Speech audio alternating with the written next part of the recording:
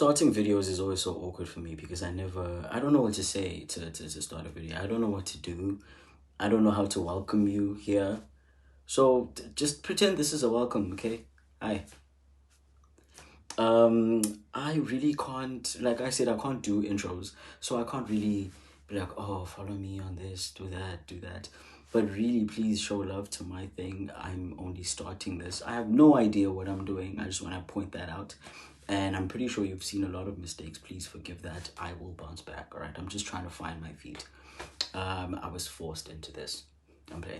But anyway, today's video, I'm just going to be talking about my journey, my experience as a trans man, my journey becoming a trans man, or shall I say I've always been a trans man. I'll get into that later. Hopefully I don't forget. I'm very forgetful. But yeah, I'm gonna speak about my journey as a trans man, from when I realized I was trans, and hopefully answering every question I can, every question I've received, every question I've received from people, right? And hopefully correct some misconceptions. I probably won't, but if I don't, I'll probably do it in the next video, in my next video, whenever that video will be. Anyway, let's get into it. So my whole journey goes back to when I was 12 or 11 years old. And this specific year, this was like 2016. Yeah, I was 11 turning 12. So this was 2016. I was in grade 6 and I was having a very intense identity crisis, right? I realized that, yeah, I do like girls, right? And I feel like it's something that I've always known. I just didn't know that there was such a thing, like such a thing existed. Because look, going back to when I was a kid, I didn't understand why I looked like this group of people, but I feel like this group of people.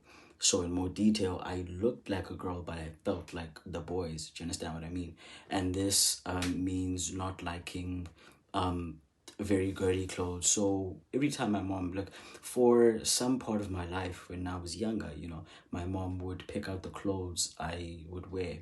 So if I'd see a dress on my bed or a skirt or whatever the case may be, I would be upset. I'd be very upset. And obviously, when you're upset as a kid, you cry. So I would cry a lot. My mom wouldn't understand, and she'd be like, "How's it? Things like that." So I didn't understand that. And when it comes to getting toys as a kid, so I have an older sister, right? We're 2 years apart. So my mom raised us like twins. So whatever she would get for me, she'd get for my sister, and whatever my sister got, I'd get. So yes, typically as young girls, our mom would buy us dolls, Barbie dolls, those babies where you have to feed them and things like that, and all the pink girly toys, every typical girl toy, So whenever I had the choice, I would opt for the toy guns, the toy cars, the toy whatever's. Do you understand what I mean? So my mom didn't understand that. She was like, "I'm done with Tain Lo now. Why are you boyish? What are you doing?"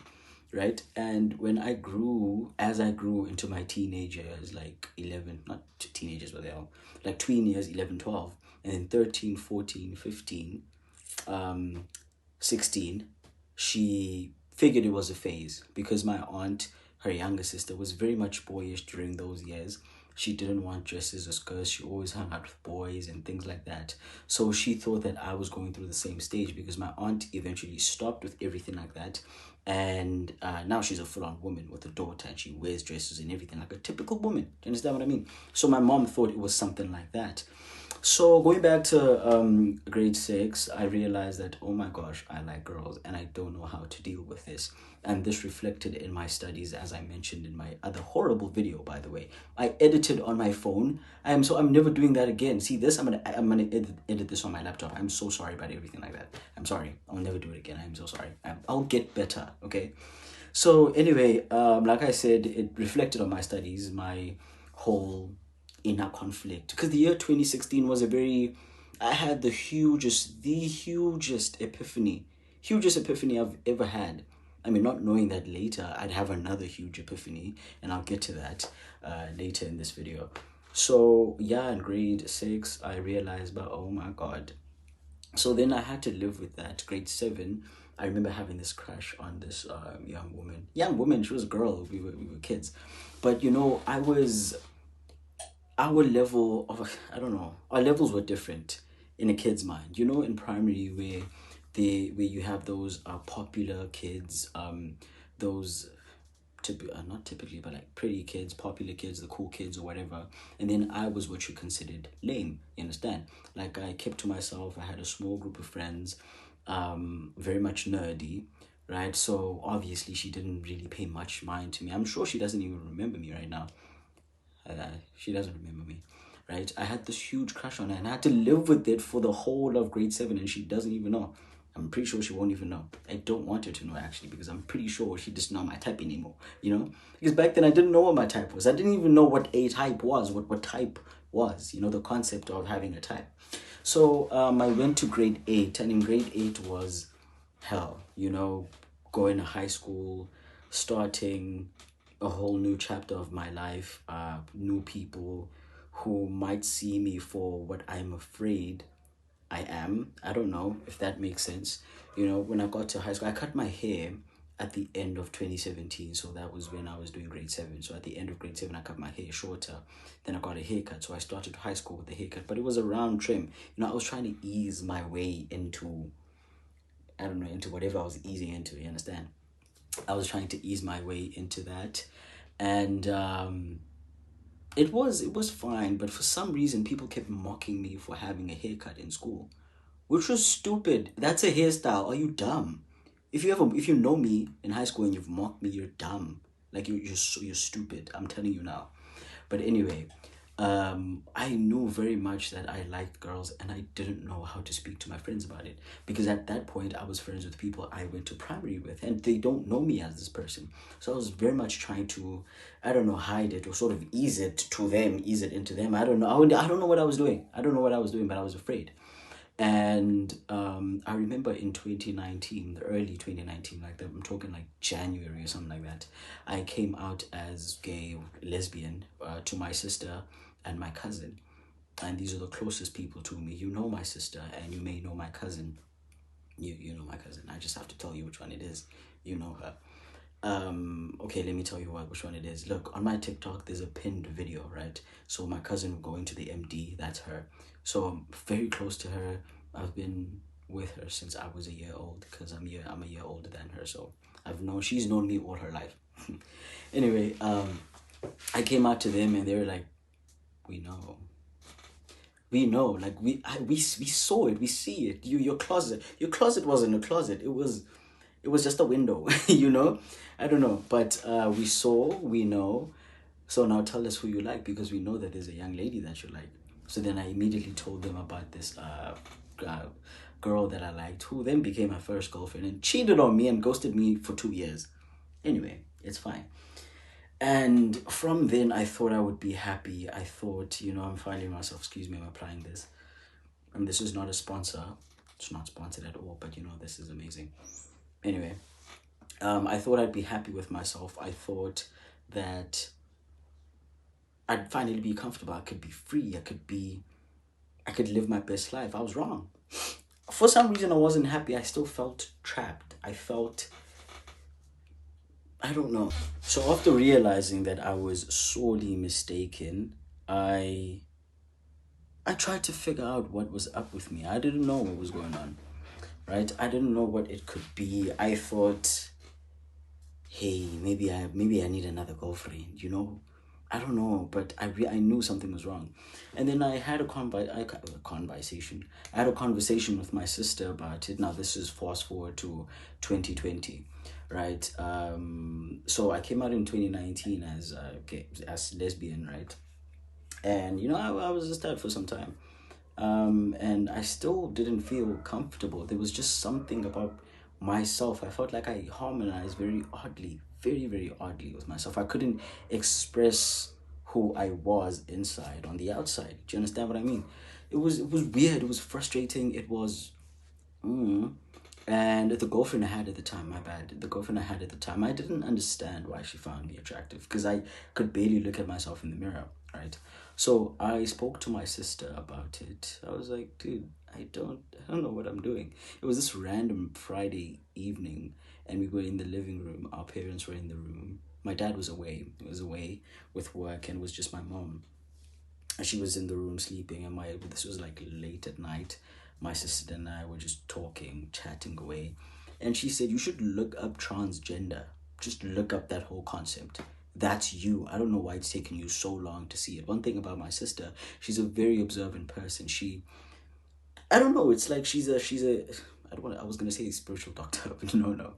She's like, it's like she knows you way before you know yourself. I don't know, but she sees through people. I don't know how she does that, but she does. So she's like, "You should look that up because that's what you are." I don't know why it took you so long. I was like, wow, I'm dumb. So then I obviously looked it up. Airplanes are rude. Anyway, I'll speak through the airplane. I don't care. Um, I looked it up obviously, and I was like, "Oh my days, that's me." Wow. So okay, so how am I gonna do this? How am I gonna do it? And back then, I know a lot of people write poems because they feel so sad and they write about their feelings. So I immediately wrote about what I felt, about harmonizing oddly with myself, about feeling trapped in my own body, about despising it to a point where I just not look at myself in the mirror, you know. So then I was like, "All right, cool. How am I gonna tell mama?" My mom was was at the time and still is the most important person in my life. So I was like, what am I gonna tell my mom? Because what my mom thinks of me matters to me as much as other people won't admit it. It matters to me. So how am I gonna tell my mom? How am I gonna tell my mom? My sister was like, "Yeah, don't worry, I'll just do it randomly, even when you're not ready. I don't care, I'll do it." So this was the following day. My mom and my aunt were in the living room, and my sister said, "How would you feel if Utando changed themselves into a man and things like that?" And my mom was like, "No, maga change it. I'll add subtitles." My mom was like, "No, maga, oh shit. I just realized now that I am adding the subtitles. That was dumb of me. I was trying to be cool, you know. Anyway, my mom said, "Magachinje, kudala simbonu ba unje." My aunt said the same thing. So I was like, "Oh, okay, cool, cool, cool." Now this was in 2020, like I'd say mid 2020 or like just early 2020. I'd say around April or something. And then in September, I got admitted to hospital because I had like huge headaches and stuff like that. Very major, eh, intense, right?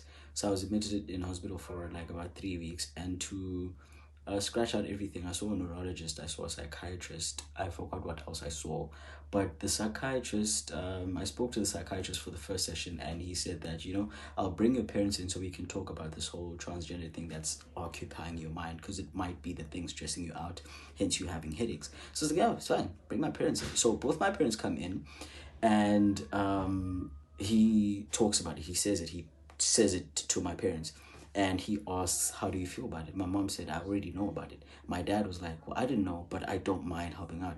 If you hear sounds, it's my sister." This is why I want to move out of home. I can't deal with this. Anyway, um, what was I saying? Oh, so my dad was like, "Oh, well, okay, whatever my kid needs, I'll do it," because it's not surprising from the way they grew up. It's I could see it. Very, very boyish young person, you know. He would talk about how I did everything that he did. It got to a point where, you know how your dad, oh, some of you don't have dads. Wait, you you know how a man like walks around in their yards just wearing shorts. Before I grew the people on the chest, I used to do that, just be like my dad. You understand what I mean? So yeah, I was like, wow, I have the support of my mom, support of my dad, my family supports me. What else do I need? And then my mom and I got to an agreement that I would start my whole journey when I turned 18. So the year of me turning 18 was 2022, but the years leading up to that time, I was busy transitioning transitioning socially, which means just telling people around me, close people. So I went back to school later on. I only told them like the following year, because I was admitted in September, yes, and then boom, I let the couple of months go. And in the following year, grade 11, I told my closest friends, and they were like, "Oh, okay." They immediately got with it. They started correcting people around me and stuff like that. I was like, "Ugh, I love you guys so much." They know who they are. If they're watching this, and they've gotten this far, I love you. I really appreciate what you guys did for me. Ah. Anyway, yeah. So the year 2021, I was in grade 11. I tried the whole year. I spent the whole year trying to look less and less and less like a 16 turning 17. Oh my god, my camera. That was embarrassing. Anyway, I spent the whole year trying to look less and less like a 16 turning 17-year old girl. Do you understand what I mean? So, I was I remember getting my first binder, um, and that was the year that we were finally allowed to wear gray pants in high school. I remember my friend and I trying to fight for it ever since we got to high school. So grade 8 and grade 9 and grade 10, we kept going to our principal. We even wrote a letter to the SGB and whatnot. And they mised us. They mised us, and we had to deal with that until they allowed it in grade 11. And I was one of the first people to get gray pants, and I was happy ever since. I finally got to look the way I wanted to at school. Now the only issue was the chest. I was a big chested person. I had a big chest. I was gifted like that. Them double D's. Anyway, I was gifted like that, so I was trying my best to just make my chest as flat as possible. Have that illusion. Do you understand what I mean? It obviously brought about a lot of depression, just being very self-aware. I didn't like it. Brought down my self-esteem, but I didn't let that get to me. Do you understand? I still try to be optimistic. And my way of dealing with that, I used to write my diary. I had a diary. I had a little poem book or whatever, poetry book and stuff like that. And then I remember this very, very dark time in my life. This was a dark day, actually. This is gonna get dark. It's gonna get very dark. So this day, I was home alone with my sister, and this was around the time my sister really enjoyed going to the park. So and this is very personal. Oh my gosh, I'm sharing my whole thing. So be kind to people because you don't know what they're going through. Anyway, my sister went to the park. My sister enjoyed going to the park. She'd have a little a blanket, some snacks or food or whatever, water, and she had this little book. And she'd leave with the phone as well. So she'd sit at the park, play music, and just journal whatever went on in her life. And honestly, I think that was amazing. That was an amazing thing that she used to do. So she was doing that on that day, and I was very, I don't know, I felt, I don't know how I felt, but it was intense. I know that for sure. So I remember being in the kitchen. I was like, I don't want these on my chest anymore. I don't want this on my chest. I don't want it anymore. So I was like, you know what? I was crying. I got out the shower. I was crying. I was crying in the shower. I was crying out of the shower. I thought I'd cry. I'd let it all out in the shower. Clearly it wasn't. It wasn't. I didn't have enough. So I was crying. I was crying. I was crying. And then, I was just moisturizing my body, just crying like, oh, fuck. Like, my life is horrible right now. I don't want to be here anymore. I wasn't suicidal or anything, but I just don't want to be here anymore. At least as the person I am right now, I didn't want to be here. So I really wanted to erase that version of myself and start anew, start afresh. Understand? So I went to the kitchen. I remember being in the kitchen. I had my pants on. I just didn't have a t-shirt on. So you can just imagine things flapping around. So I went to the kitchen and I grabbed the biggest thing I could find, biggest stabby thing, a knife, the biggest knife I could find. And I sat in the corner in the kitchen. I was like, I'm about to cut these off, right? I'm about to cut these off and I'm going to cut them off. And I held one like so. I remember it was this one. I held it like so, and I was like, nah, because I'm probably going to bleed out. My sister's nowhere to be found. Not that she's nowhere to be found, but I can't go to her. And I don't have airtime to text her. She doesn't have data. I mean, I don't have airtime to call her. She doesn't have data for me to text her. So there's nothing I can do. No one can come help me if ever I regret myself. So I was like, yeah, I'm just going to die if I do that. Bleed out. I'm going to bleed out, so let me not. I put the knife back and I just stayed there and cried. And then this other time, my sister, helped me. I remember watching videos. I forgot to mention that when I realized that I was transgender, I started doing research. I started watching YouTube videos, and I remember finding this guy on YouTube.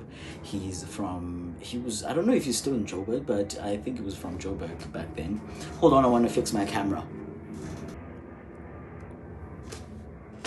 I didn't really make any changes, but anyway, I just wanted. Okay, I'm not gonna explain the whole thing, right? So I saw this guy, and now I forgot his name because I was gonna mention him, and we actually follow each other on TikTok, and he has no idea that he saved my life. He has no idea, and I've never told him. I've never reached out because I don't know what if he's like, ugh, okay, you know.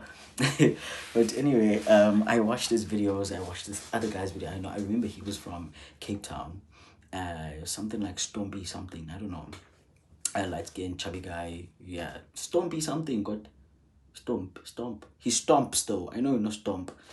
I watched his videos. I watched a whole lot of other videos. Fully transitioned people.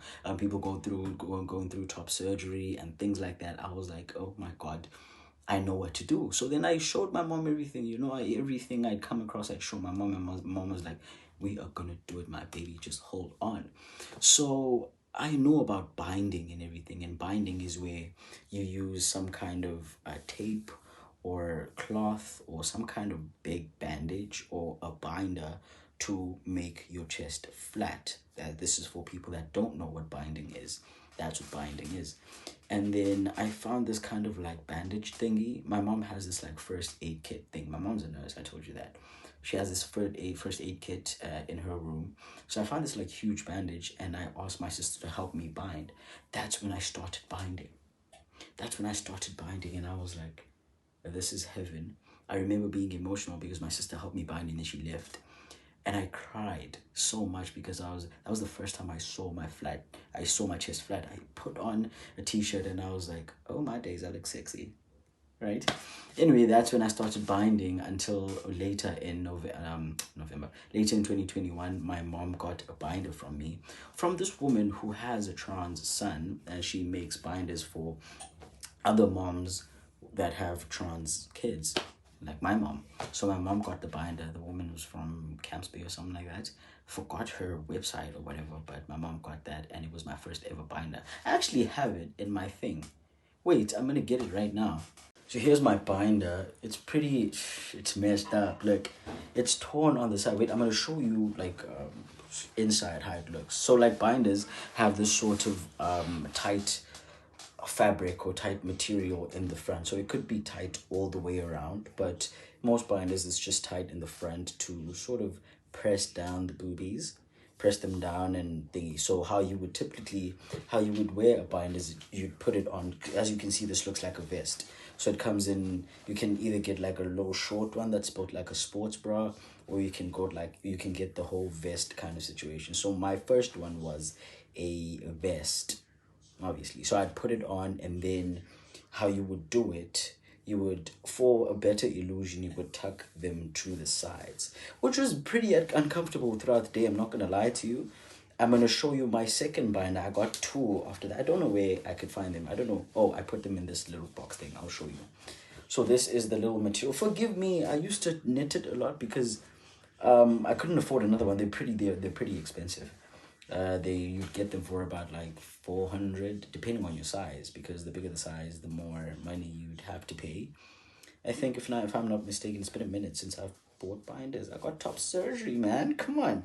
So this is, it looks very messed up. You see how it looks. I used to knit a lot because I needed to be tighter, because it kept getting weaker and weaker and weaker. It didn't do its job. So I figured, you know what, if I could pull it every now and then, just pull it inward and inward and inward and sort of like knit it or whatever, it would get better. But anyway, this is how my binder looks. Yeah, it's messed up. And then in 2022, I got other binders. I got two other binders that were built like a sports bra. I will show you. Just give me a moment. I'm gonna look through this box. I'm gonna speak while looking. What was I saying? Oh, I got binders, and I was very much confident in school. I don't know, people started being very, very accepting.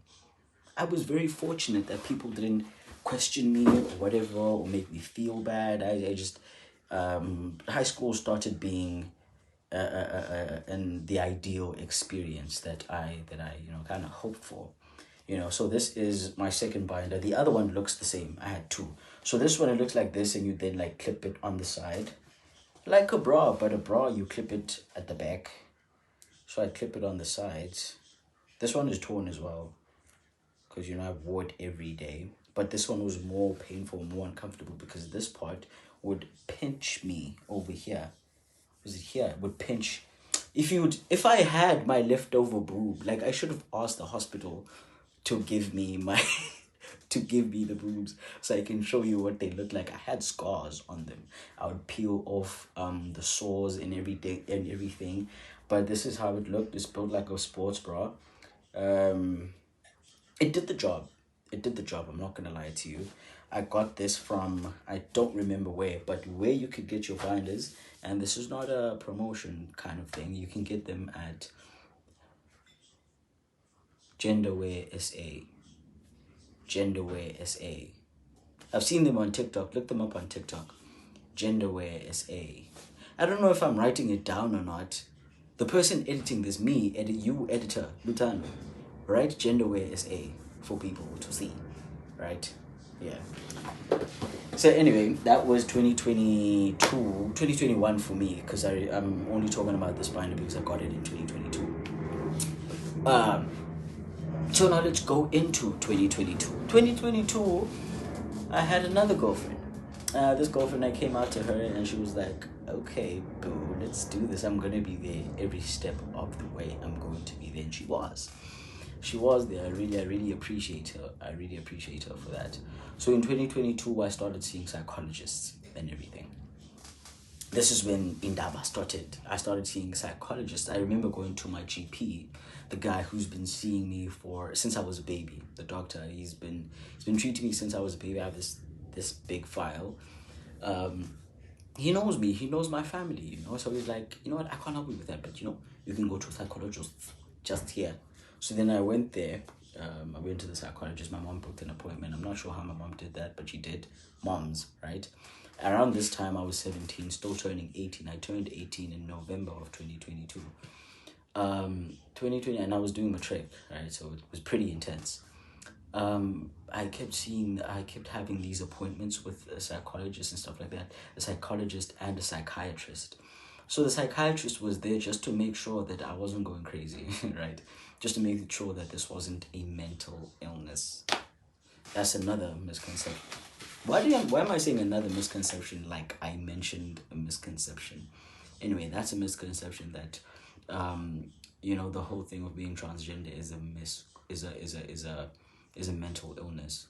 What is wrong with you? It's not a mental illness. But anyway, my understanding of the whole transgender thing, it's just a sense of it's gender dysphoria. And I remember mentioning this to the first psychologist I had, and I'll be honest, she was horrible at her job. I think mainly because it was her first time. I think it was her first week working. She wasn't very sensitive about this whole situation. She's like, okay, we don't call it gender dysphoria. We call it this. And I was like, oh, fuck you. Now I'm not going to remember the term you just gave me because you were rude about it. Whether you were insensitive. Anyway, so it was gender dysphoria. And I remember doing a speech about it. We had a prepared speech in grade 12 for English, and one of the topics was gender dysphoria. I was like, oh, this is my shit. I did the speech and I made my whole not my whole class, but I made my teacher / principal cry, and some of the people cry. So I was like, am I amazing or what? But anyway, gender dysphoria is a sense of unease that a person feels because of a mixed match between their gender identity and their biological sex. So whatever transgender individuals do is aligning themselves with who they really are. That's why things are called gender aligning surgery. Top surgery is gender aligning surgery, and bottom surgery, gender aligning surgery. Top surgery is called a mastectomy in medical terms. But anyway, so That's what I was doing in 2022, psychologists, psychiatrists. And then those people linked me up with this really cool specialist, a doctor. I know his name is Simon. I think his name is Simon. He came with, we had this long session. We had a 3 hour session. The first session, he saw me. No, he saw my parents alone. The second session, he saw me alone, and third session, he saw the three of us, right?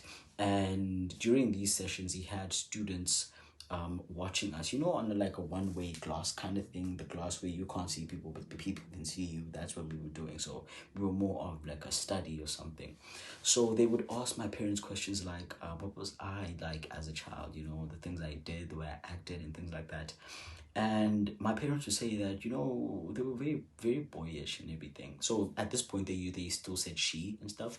So they were like, she was very boyish. We didn't understand what was going on, and my dad continued to say that she would do everything that I did.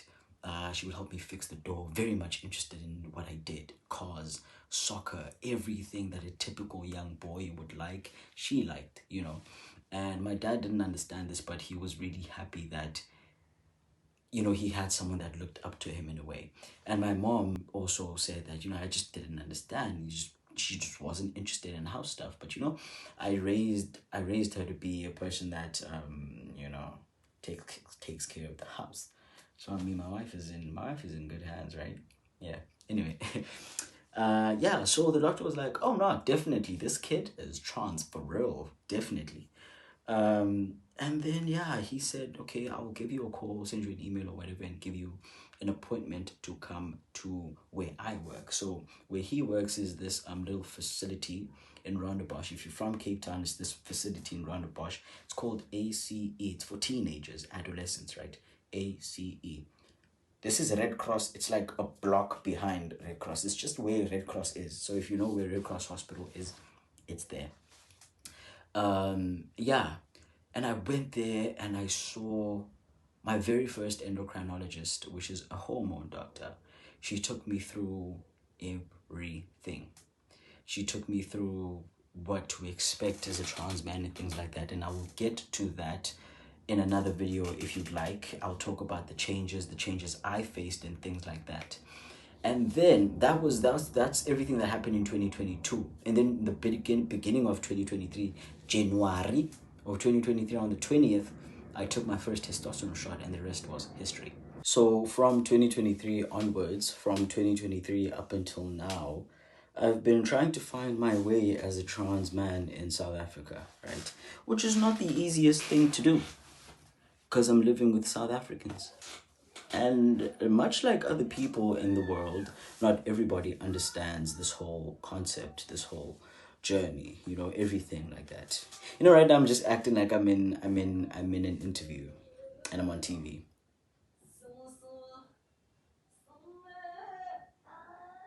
She's by far the most rude person I've ever come across. It's not even funny.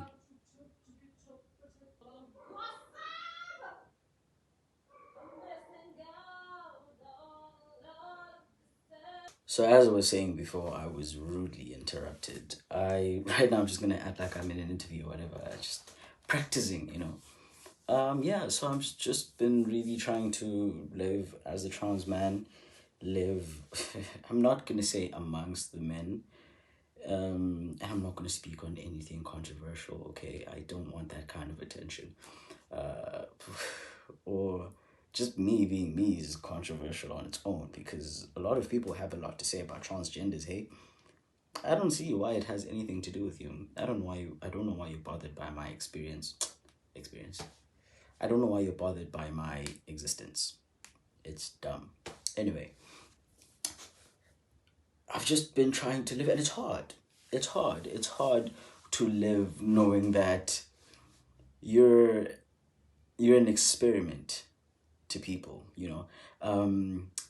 And I've often heard transgender women speak on this. The ones I've spoken to often talk about how they feel like they are experiments to men, cis men. You understand? And for me as well, I've never really felt like an experiment when it comes to my love life, because they ask me what I'm comfortable with and things like that, and I'm very open about me being trans, right? I don't hide certain things. I'm very open about it because it's a big part of me. So if I would close up on the biggest part of me, do you actually love all of me? Do you understand what I mean? And I just feel like an experiment with other people apart from my lovers. Other people just, they find opportunity. And look, I love answering questions. Don't get me wrong. I love answering questions. I love to open people's minds. But other people just, they make me so angry. Because let's have a conversation. I know I'm trans, right? It's a huge part of me, but it's not all that I am. There's so much more to me. Did you know that I can play the keyboard with my feet? You didn't know that. I can't do that, by the way. I was just making an example about how there's so much of me to know, right? And you asking me constantly asking about me and how I do things, how I pee, how I wear, which bathroom I use, what I do when I do certain things. Look, I'm human, okay? I pee through the genital. How do you pee? You pee through your mouth. No, you don't. I know that about you. I'm sorry, I'm crashing out. Anyway, you can tell that it really upsets me, right? So people are just more interested. They're not interested in me per se. They're just interested in me being the T in LGBTQ plus. Can't say I don't appreciate that, right? It's what I have to deal with because I'm trans. It's because of who I am. Yeah, and socially, thank goodness I haven't had any trouble. I did have a transphobic encounter though, and it was a woman that I found interesting, and it was very, very disappointing. Luckily, in that situation, my friend defended me like her life depended on it, and from then onwards, I realized that she's a very good friend. She's a very good person, and I think it's safe to say that she knows that I love her. I just have a very weird way of showing it. So the transphobic encounter was something that I definitely didn't expect now. I knew that it was going to happen at some point in my life. I just thought that it would come from a random guy or a random woman, some dumb people. I've had transphobic encounters, over the phone, but a physical, face-to-face kind of thing, a much more intimate kind of thing. I've never had that, and it was very disappointing. I did block that person immediately. I didn't want anything to do with her. I hope that she knows better. I hope that she does better. I hope that she is better. Um, really, I'm really trying to live my best life. It's really hard trying to fit in. Well, in hindsight, I've never fit in. Never ever fit in. I just stood out all my life. I stood out. And now I'm standing out even more. Even more, I'm standing out. I don't know why I did that. I'm standing out even more. I can see it in the way that people look at me, the way people speak to me, the way some people treat me. I stand out, and I can. I can't tell when I'm on campus. I can't tell if people are looking at me because they know me from TikTok and they know my scenarios and they know the way I think, or they're looking at me trying to figure out what I mean when I say I'm trans, or trying to wrap their minds around everything, or trying to. I think they're looking at me because they can't fathom the bare thought that I'm trans and stuff like that. But I can see it. I feel like I stand out even when I'm trying to blend in as much as I can. But I mean, I'm okay with standing out, right? I'm okay with it. I'm okay with it. Um, it is a bit scary when it comes to the love when it comes to my love life. I did have a chat about it on TikTok, talking about how it's a specific barrier. So what I meant by that barrier, I'll make an example: a sexual barrier, right? A sexual barrier in the sense that I'm, say for example, I'm attracted to this young lady, and we get going. And she's a typically straight person, right? So she's into the man, which is what I look like. I am one, right? You see a man, she saw a man, she's like, yeah. But at the moment, I haven't done bottom surgery, right? So she expects everything of a man, including that specific area. So then that would be the barrier. I'd be like, I know what you want, and I don't have what you want. And I don't, not that I don't want to buy a strap, but I haven't gotten a strap yet, you know? So I haven't gotten a strap yet. So how am I going to give you what you want? That's the only barrier. And then that causes a sense of what, not insecurity, but I become scared that, you know what, she's going to walk away from me because I can't give her that one thing that she wants. I can give her everything else, just not that one thing. Do you understand what I mean? So that's the kind of thing. And for others, maybe they're not even comfortable being with the person, with a trans person. And I can't be mad at them for that. That's their preference. Everybody has a preference. Someone spoke about, I remember this young trans lady. She was young at the time.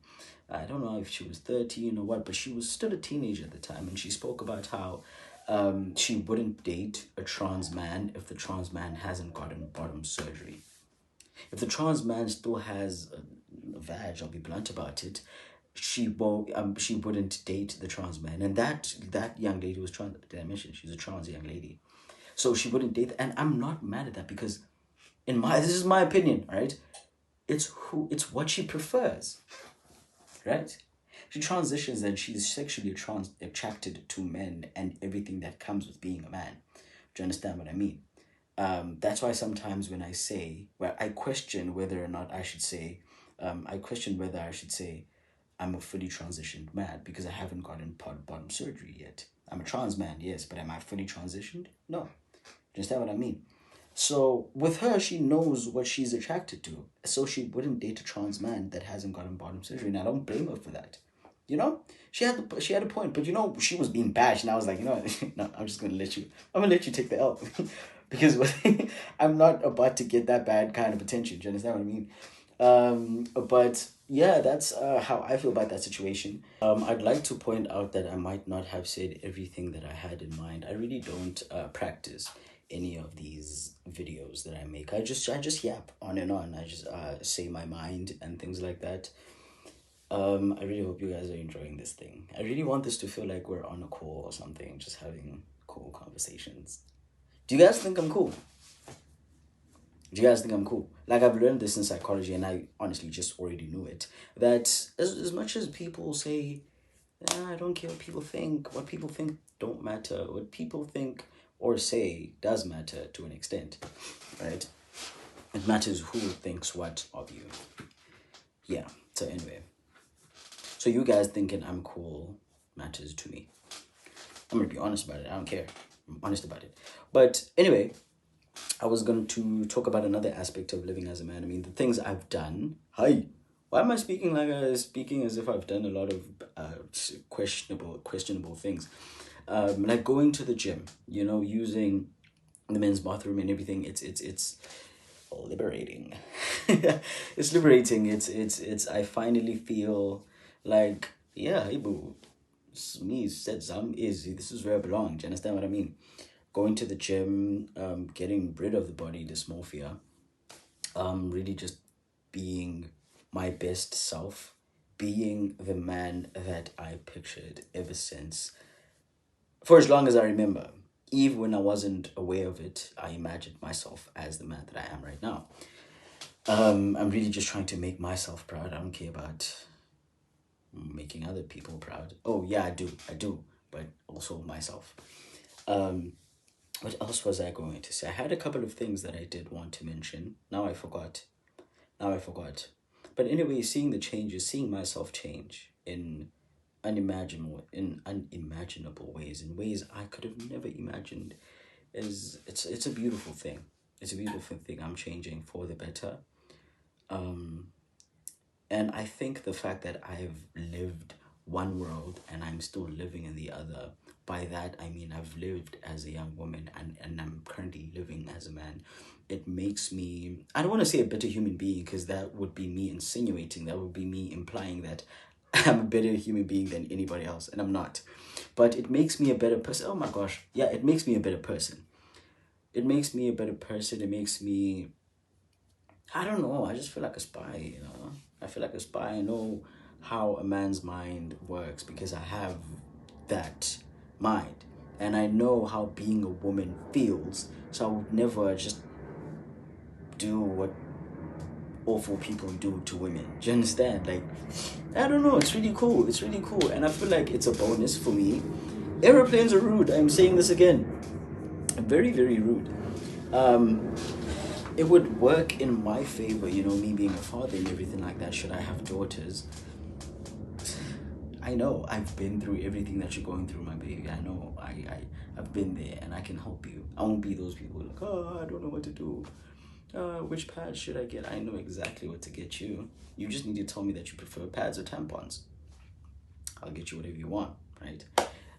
Anyway, I think I should conclude my video. Whatever I haven't said, I will say in another video of mine where I'm talking about the changes brought about by testosterone and everything surrounding testosterone. Taking testosterone is not just taking testosterone. There's a lot that you need to consider.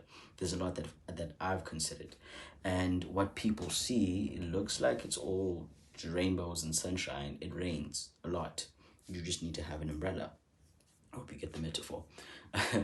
Anyway, yeah, I should conclude my video. Thank you so much for watching until this point. I hope you've learned something from me, a thing or two, you know. I can't wink. Did I wink?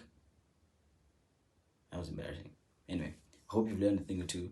I hope you didn't take offense on a couple of things I've said. I'm trying my best not to offend anybody. I don't want to trend on some, Lutana said this, next thing you know, I'm the next talk on TikTok. I don't want that. I don't want that. But anyway, thank you for watching. Like, subscribe, share with your friends. Like, if you love me, you'll share with your friends. Share with your friends. What the hell? I love you though. Anyway, bye.